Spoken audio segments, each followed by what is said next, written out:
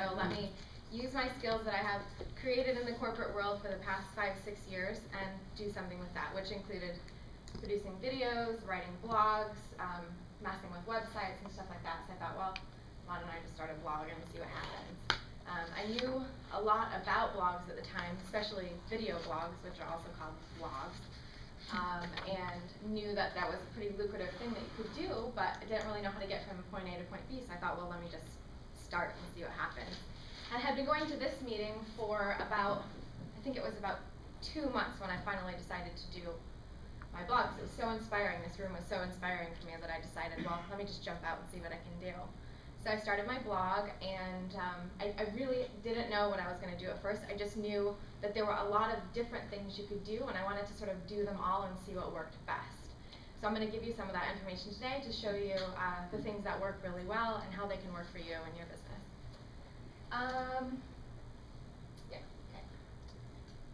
The other thing is that I am sort of a control freak. Some people know that more than others about me, but I always feel the need to control things, and I think it's great to be able to control your own destiny and your own future. So that's kind of where I am at this point. This is a screenshot of my blog. This is the home page. This is basically a image slider that will slide these 4 different images over and over and over again. And then the blog comes down like this. So the actual posts come down. There's about 7 of them there. And every time I post something new, you know, it sort of comes down like this. And my most recent recipe, and if you haven't ever had anything like that, go to my site and try it. It's healthy, it's delicious, and you're going to be so surprised that you can actually make pasta out of zucchini. Okay?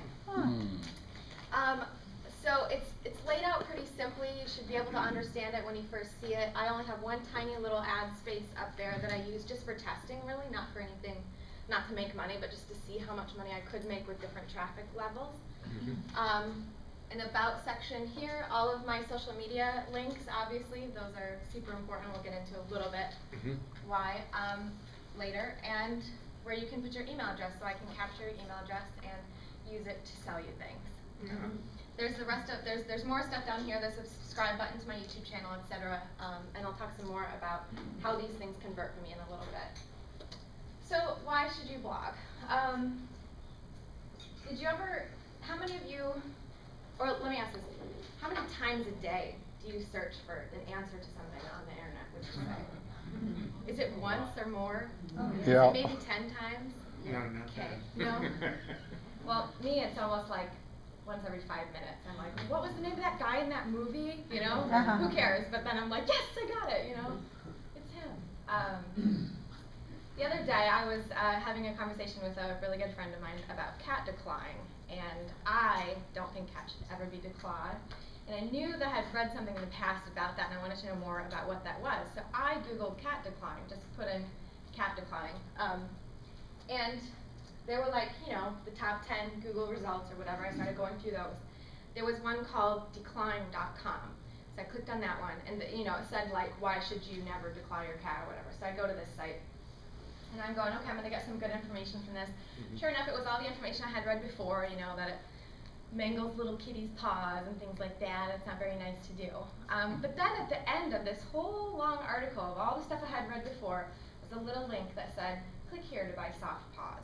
I was like, what's soft paws? So I click, of course, and it's these little rubber things that you can put on your cat's nails so they don't scratch stuff up. And I'm going like, isn't that tricky? These people got on the first page of Google in order to sell this product.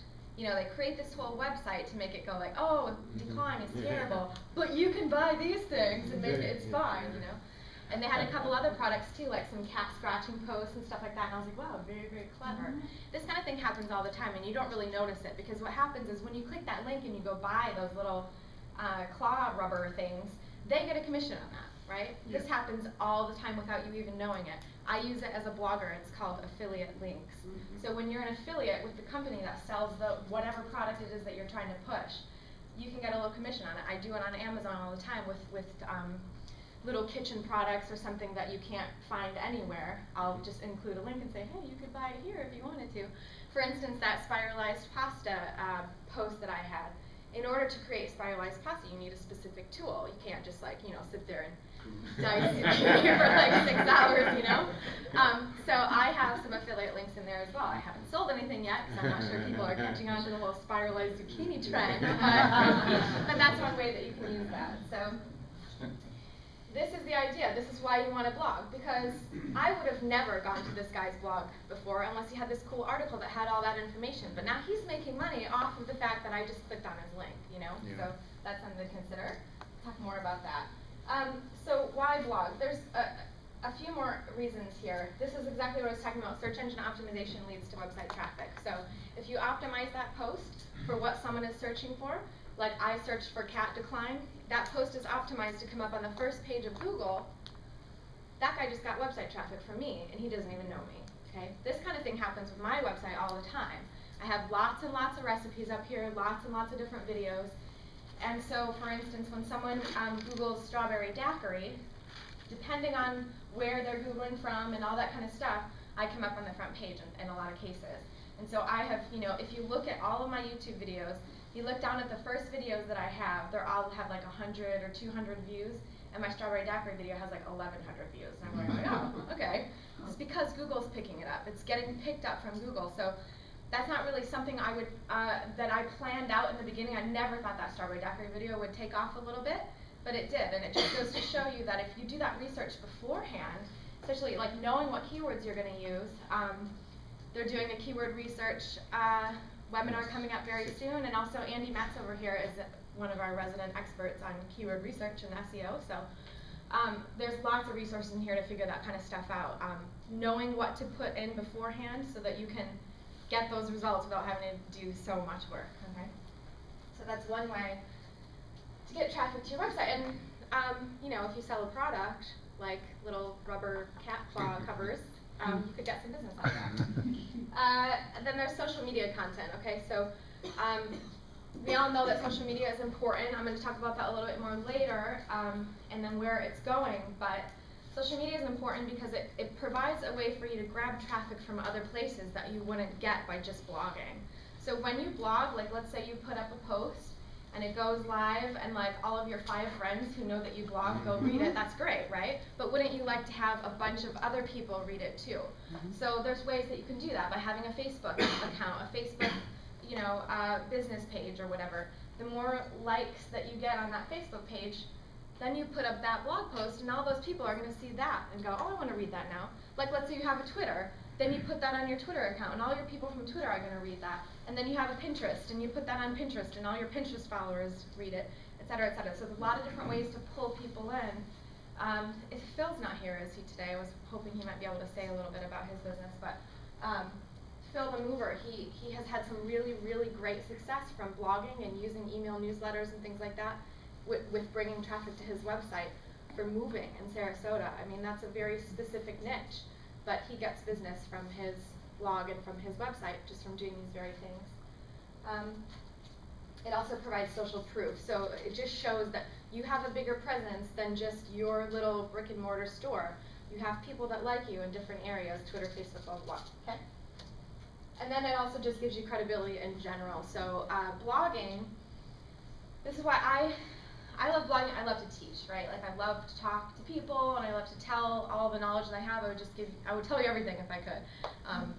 But when I blog, I get to talk about the stuff that I want to talk about, and I get to do a lot of cool research and put that all into my post. So you learn a lot more stuff, and I just love to give that information out. So when I do that, my website becomes a whole tiny Wikipedia of food information, and it's a great place to get information from. So when you Google stuff and you want to know more about whatever I have blogged about, I come up for a few different posts very regularly. I have this really silly post that I did. I didn't even realize this was going to happen, but it was something on Facebook that I saw. It was a cookie cup. I've talked about this a million times, so those of you who heard this story, I'm sorry, but it's like my pride and joy. One day I was on Facebook, and I have all these different food blogs that I look at on Facebook. I look at their pictures and stuff, and one person put up this cookie cup. It was a cup made of cookie with a proprietary sugar icing inside, where if you put coffee in it, it wouldn't melt. You could drink the coffee straight from the cookie cup. And then when you're done, you can eat the cup because it's delicious. Wow. So I was like, this is the coolest thing ever. I want to know more about this. Where can I buy these? It would be really cool to just make them at home. So I started to do research, and it turns out these things don't exist anywhere. It was just a prototype for this designer in Venezuela, I think it was. So I started researching it, and there's no information about this cup. So I'm like, why don't more people know about this? This is so cool, you know? I'm like up nights, like, where is this cup? Where can I find it? I couldn't find it. So I did, you know, a bunch of digging, just looking at different websites and trying to figure this out. So finally, I found out the most information possible. I made a post out of it. It was called The Edible Cookie Cup by Louis, whatever his name is. And within like a few weeks, that post came up first on Google, because what had happened was this was such a viral thing on Facebook at the time that since I created a post out of it, all these people were searching for it. They're like, I want to know more about this cookie cup too. And since I became #1 on Google for it, I got a flood of traffic, just a flood of traffic. I mean, we're talking like going from, I don't even remember the numbers, but going from like maybe a few hundred unique visitors per day, thousands per day. Just looking at this one, I'm getting all these comments. It's the most commented post on my blog. Just like maybe close to 100 comments now. Whenever I post lately, I get 1 or 2, like just random things because I haven't been doing too much lately. But this post just keeps getting comments, and so people just keep finding this post, and I'm going, this is gold. This is what you want, right? These are the kinds of things that you want to plan for, not just have it happen on Facebook because you saw a cool picture of a cookie cup, but you want to go, what's hot right now, what can I write about, and how can I bring people to my site by doing that, okay? Okay, so, the watering mouth. This is about my website now.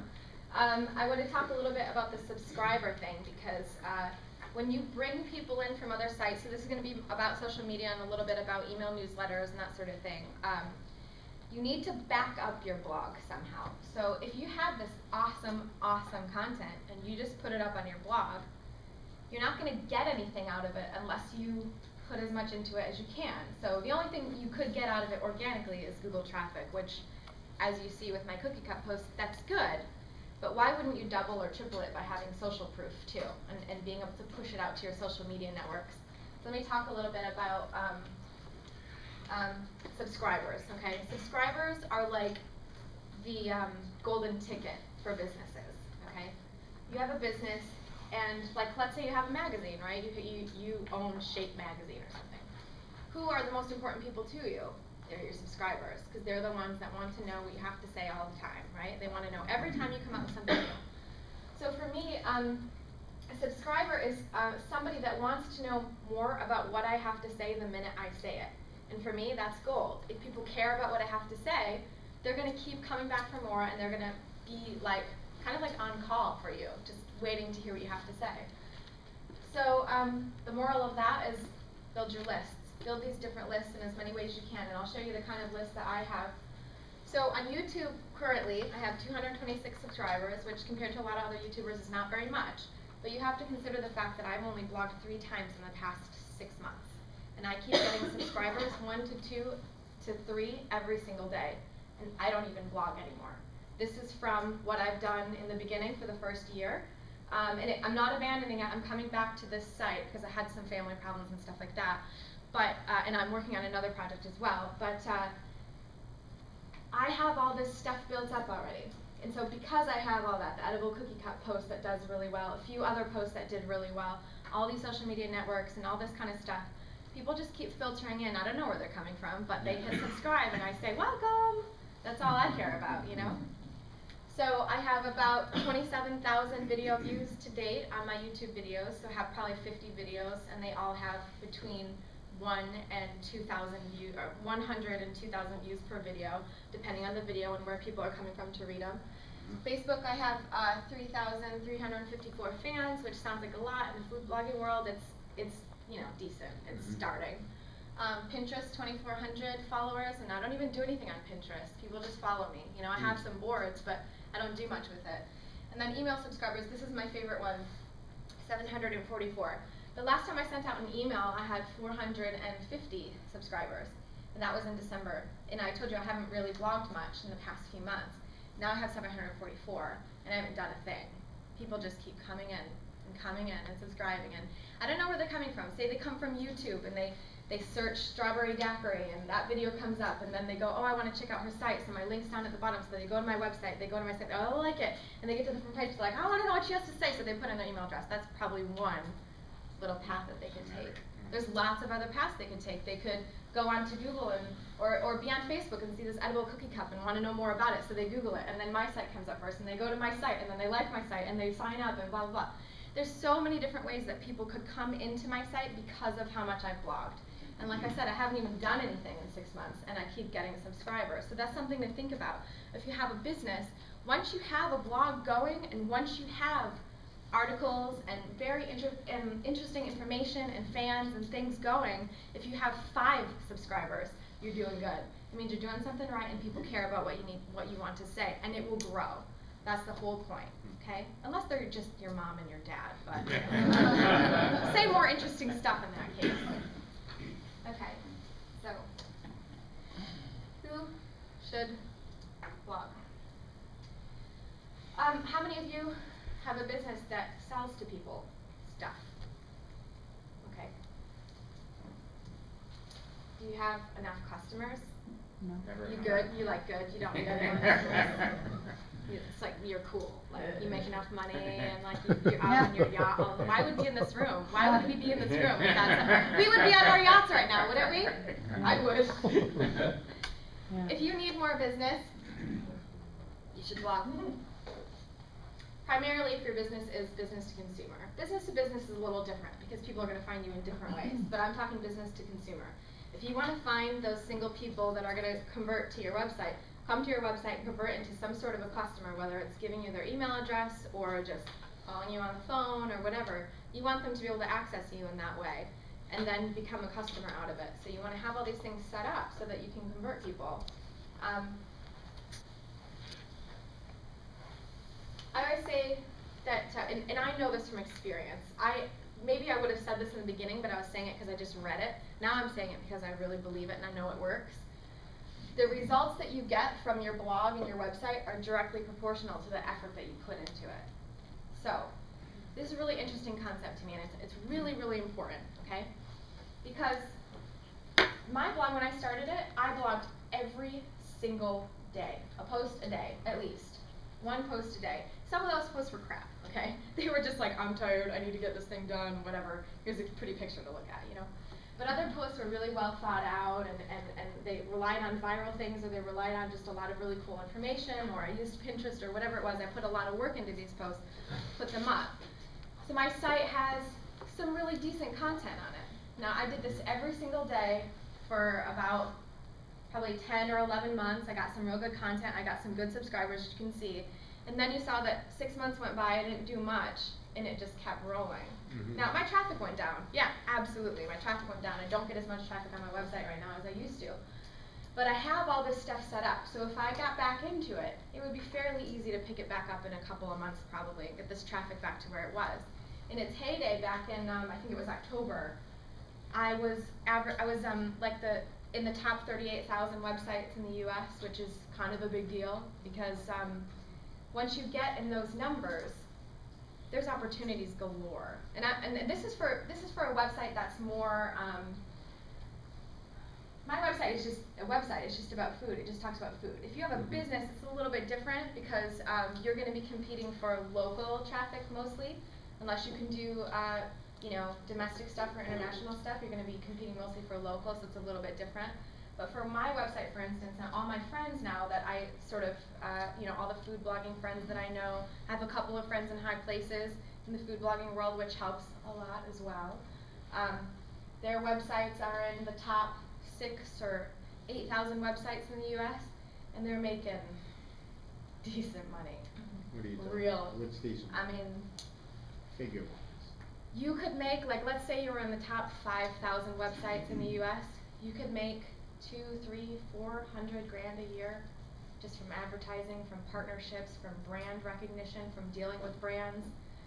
I mean, I'm not, like, I know from experience now, I didn't know this last year, but now I know that these kinds of things bring you other things that you would have never imagined in your life. The other day, a friend of mine was invited to go on a TV show. Kraft invited, she has a really cool food blog, and Kraft invited her to create one recipe and do one TV appearance for them using all Kraft products. And they paid her $4,000. Wow. One TV appearance, one recipe, Kraft products, $4,000. And I ate that meal. It wasn't very good. Other friends of mine make a lot more than that for TV appearances, for little things like that, creating recipes. I just created a recipe the other day that the person was paid $1,000 for it.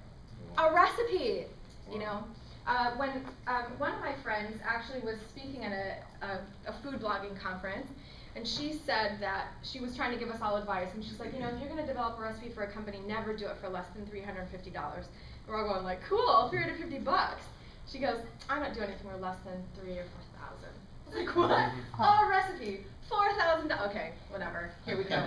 You know, this kind of stuff is crazy. This is the more, this is more of the higher level, general blog, website kind of a thing where you have a good niche and you're consistent and you have really good SEO and you have all the things right. You have videos, you have subscribers, you have all this kind of stuff.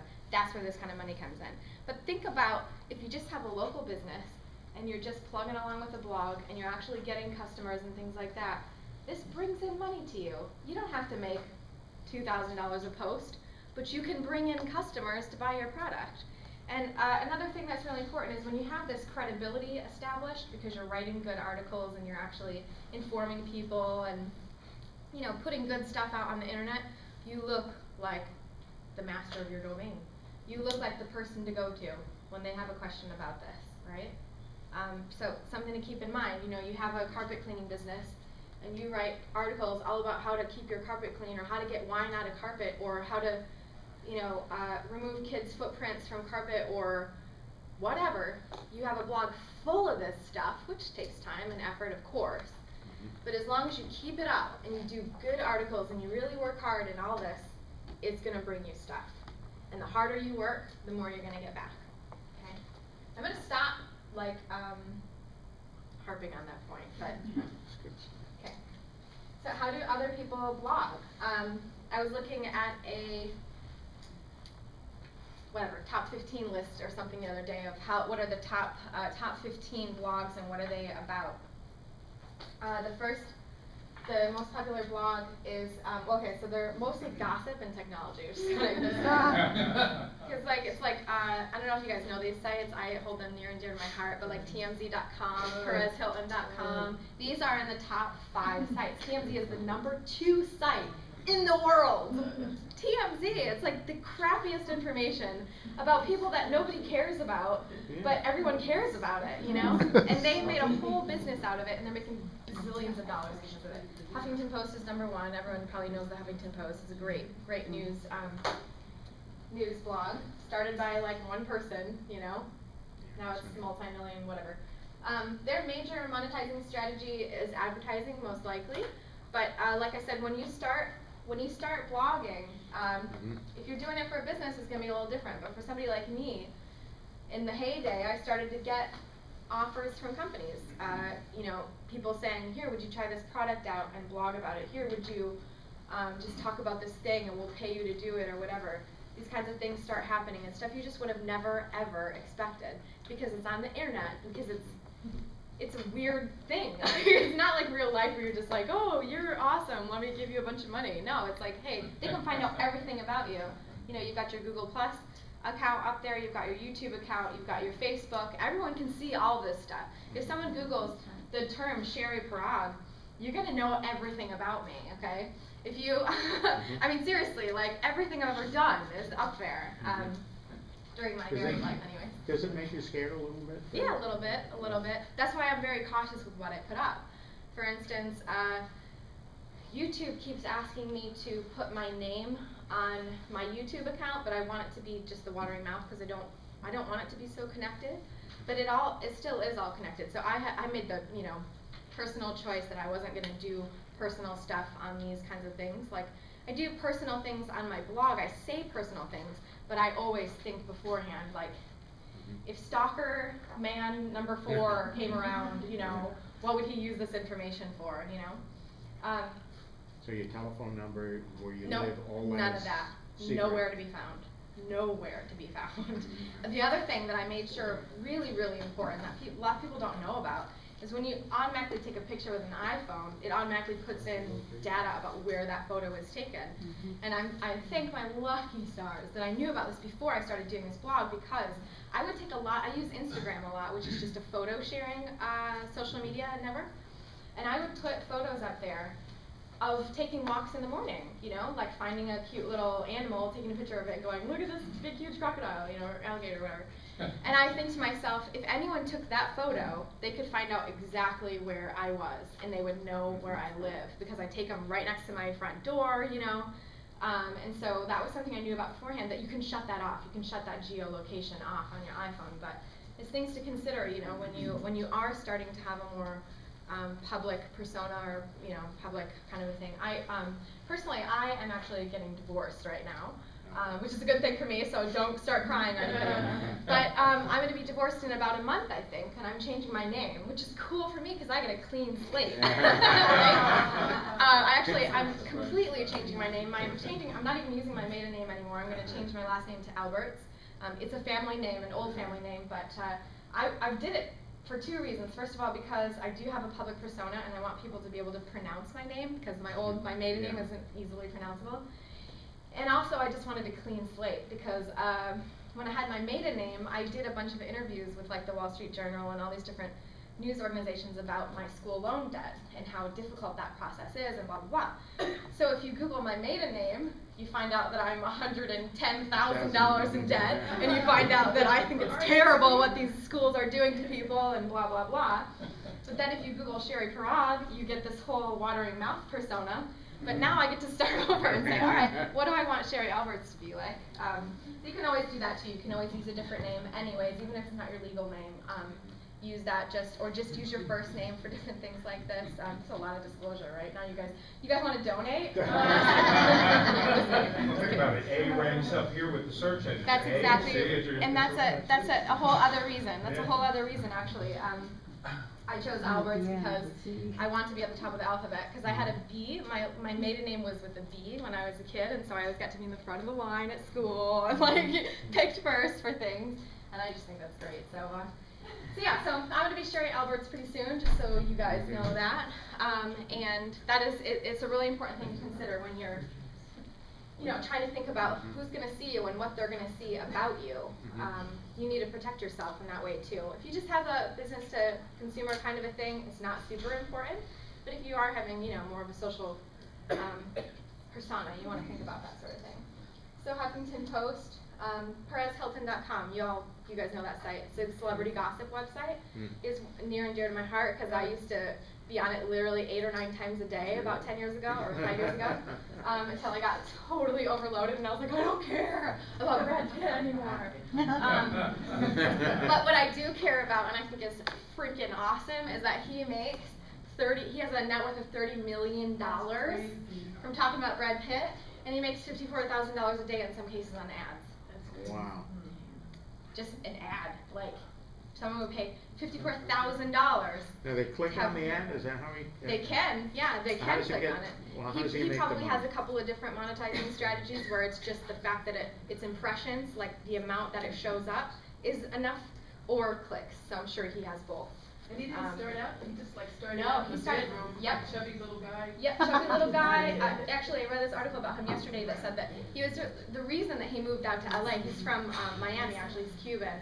He moved out to LA because he was so like pissed off about how everyone else was getting famous and how he wasn't famous. So he starts this crappy little blog where he's just talking crap about everybody. I mean, it was mean. If you saw his site in the beginning, he was mean. You're like, this is funny, but like I shouldn't be laughing, you know? So you're reading this site and you're just going like, this is really fun. I love this celebrity gossip, but who's this Mario guy? You know, that's his real name, Perez Hilton. And as time goes on, people start reading his site and they start passing it to friends and going, oh my God, you have to read this site. It's hilarious. That's how I heard about it. It was a friend of mine told me about it in my corporate job, and so here I am in my corporate job, like going on Chris Hilton and like hiding windows and stuff and going like, what's Angelina doing today? I hope I don't have any former bosses in here. But yeah, so that's how he started, and as it goes on and people start sharing this information, whatever you have in your blog can be shared. As people share it, it just grows and grows and grows and grows. And you need to be able to be looking at your analytics and the different programs that are telling you what's working and what's not working. If I hadn't looked at my Google Analytics account to know that that edible cookie cup post had exploded, I would never know that that was the thing that was bringing traffic. And I wouldn't really realize the power of that viral post, because when people are really want to know about information, you shoot up if you have that information on the front page. It's great for real estate agents. It's great for, well, anybody who sells something. It's great, because if someone's looking for a way to protect their cat's nails against the couch, you come up first. And that's what you're going for basically with a blog. And you can make loads of money too. Few and far between, but you can. The third highest site is Engadget.com. It's a technology site. The top YouTubers make over $100,000 a year. Like, we're talking top 10 YouTubers. That's just from ads, only from ads. And we're not talking about partnerships with brands that, my favorite YouTuber, her name is Community Channel. She had this, she's doing her video log for about 3 years or so before she started to, she had a lot of subscribers, because she started in the beginning. But then there was this lag where she wasn't producing any videos, and she never really talks about where she is when she's not around, but everyone's always giving her a hard time, oh, Natalie, where are you at? Where have you been? Blah, blah, blah, and she doesn't say anything. But it turns out, you always find out later that she was on some big awesome trip that they sent her on. Like, for instance, this one time she was gone for 3 months or something, and it turned out that Lonely Planet, the travel guide books, had contacted her to create a video in 10 different countries, and she got to just go hang out and make videos, This is what I'm talking about. Kraft wants to pay you $4,000 to make a recipe. Okay, where do I sign up? So there is potential for this kind of stuff, and if you have the most dry content about how to clean your carpet, but you can do it in a really funny way, it's very possible that you could get tons of subscribers just doing the right funny thing and get tons of business out of it too. SteamyKitchen.com, this is a friend of mine who I work with. Her name is Jaden, and just seeing the stuff that she gets offered and the things that she gets to do, it just makes me salivate. I'm just going this could be mine. It's consistency. It's consistency and good content, because the one thing that Jaden does that a lot of people don't do is vlog every week. Never fails. Her son just was in the hospital in the ER last week, and she didn't stop. She just kept going. No matter what happens, she keeps going. She keeps producing awesome content. One of the biggest important things to think of is that you have to find ways to be efficient about stuff. Jaden and I vary greatly, because I am a super perfectionist. I don't want to release anything until it's perfect and done and whatever. And Jaden's whatever, just put it up, it's fine. And I'm going ew, that doesn't look good. But nobody notices. Not a single person ever notices that this exposure on this section of the green bean wasn't properly, lessened a little bit, or you didn't do the saturation very much on this part of the little red pepper, on editing photos or whatever. Nobody ever notices that stuff, but you. So get stuff out there, do it. Just get your content out. Yeah. If you go through the steps to start blogging, yeah. Do you have to have a phone domain? We'll go through that in just a minute. Yeah, I'll go through how that works in just a minute. How many words are? We're gonna go through all that in a minute. Yep. Go ahead. Sherry, you said something that just caught me. You emphasized it has to be funny. Is that the deal? It has to be interesting. Yeah, I didn't say funny. I don't think I said funny. I would say interesting. Okay. It has to be eye-catching. It has to spark something. It doesn't have to be humor. Humor helps all the time. I've got it on videotape. Oh yeah. Humor helps all the time. I would say that humor is if you have 2 blog posts and they're equal, and one of them's funny and one of them's not, this one's gonna get popular, right? But if you have a different way that you capture attention, like let's say you're one of those chicks on YouTube that just takes off her clothes and then talks about a word or something. Like there's actually a YouTube channel, I'm trying to think of her name right now. She wears barely anything, and she just talks about the meanings of words. So like, I mean, how easy is it? I'm not kidding. This is real. She has, What kind of words? Yeah, I know, right? What kind of words are they? Any word is a good word, Cerebral words or? Sounds good to me. No, they're literally just regular words. Like she takes the dictionary, picks a word, and goes, "This is what this means." That's it. And of course, she has tons of subscribers, of course, because she's not wearing clothes. But what I'm saying is, it doesn't have to be funny, and you don't have to take your clothes off to do it either. I'm just saying you need something. You need something to spark attention. If you're just sitting here going, so like, blinds are good for cutting out light windows, so you can sleep good at night. It's not going to do anything. A half an hour. Okay, perfect. It's not going to do anything for you. But if you can find some kind of a shtick or even a specific niche to, get interest somehow. Why do you think people continue to subscribe to me? Because my videos are awesome. Just kidding. It's because I'm kind of funny sometimes. Have good recipes, and I've learned how to make them real fast. So every video I do is in the 3-minute range or below, because people don't want to watch an 8-minute video because they just won't. But if you have punchy information and tight skirts. Tight skirts, there you go.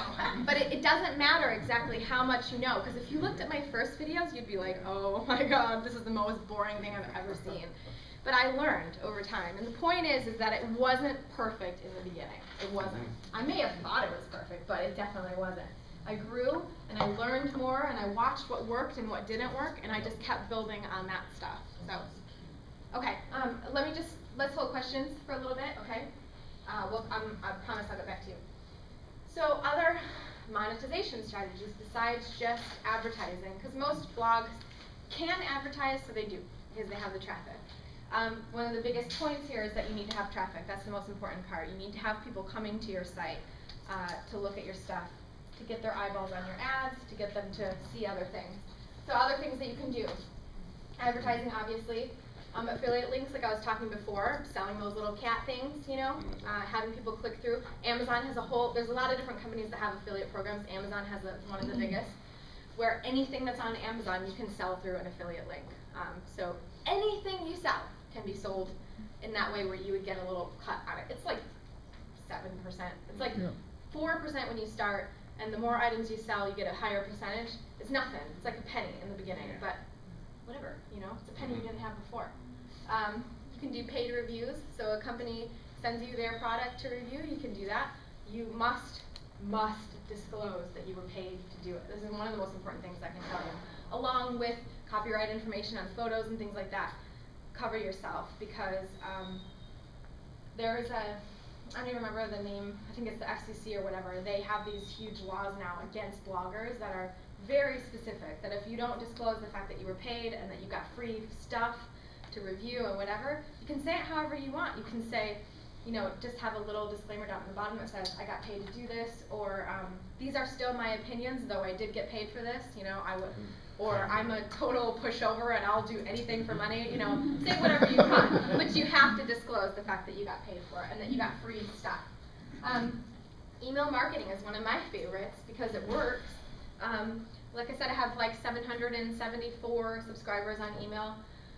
I get, when I send out an email, I get probably a 30 to 40% open rate, which is really high because people like my content because it's fun. It's like jokes and recipes. Who wouldn't, it's not like I'm trying to sell you something all the time. But if I was trying to sell you something, I could do it. I get a 30 to 40% open rate. That's what, 250, 300 people looking at my emails and reading them and clicking and things like that. What if I sold something in those emails? What if I had my whole regular email, which is always like a joke and a tip, kitchen tip, and then all the posts that I did that week? What if I had a little section that said, here, buy my ebook, which is 20 awesome gluten-free recipes, or Sherry's top 10 recipes, or whatever. I've done it before. I haven't sold one yet, but I know it works because I do it with other people. What if you had little products like this that only took you a day or two to produce, and that didn't cost anything afterwards, they just existed in digital form, and you didn't have to do anything to send it, you set it up automatically through your email company. What if when you send one of those emails, 5 people buy your book? What if it was $5? Cool, dude, you just made $25 doing nothing, you know? And the next time you send an email, you send the same book, and like 5 different people buy your book, or 2 people buy your book. Cool, you made $10 more, you know? Do this over and over and over again and find which books sell the most and which products sell the most and that sort of thing. That's how people can make money. Another way, partnering with brands.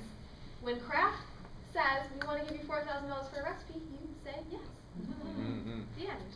This kind of thing can happen, you know, when you get more traffic and you get more exposure and you get all this social proof, there's a site called, I actually haven't looked at it in a while, called Clout, which tells you, it gives you like this stupid little score of how cool you are in the social media world. So how many likes do you have, how many Twitter fans do you have, how much do people engage with you. It sort of takes this whole picture and puts it into a number out of 100, so you get like this score, right? It's really like a popularity contest, and it kind of sucks sometimes because you're like, my Clout score dropped 1 point, you know? But when you get going, you can find out when you're doing well. You can find out when things are going good. Like Justin Bieber has like a 97 or something because he has 1 billion followers. I had like a 56, and I went up to a 66 for a few weeks, and then I like stopped for a little while. But these are the kinds of things that, and I was above like Anthony Bourdain or something, and I'm going like, what? Like this isn't true, but look at my Clout score, you know? So these are ways that you can sort of test what you're doing and see if you're actually getting somewhere, that sort of thing. And brands, and what I was trying to say about that, is that that's what brands look at. They'll look at your Clout score. They'll look at your Alexa rating. Write down Alexa rating, that's important. It's a free tool that you can use online that will show you how cool your website is. That's how I know what that 38,000 number was for me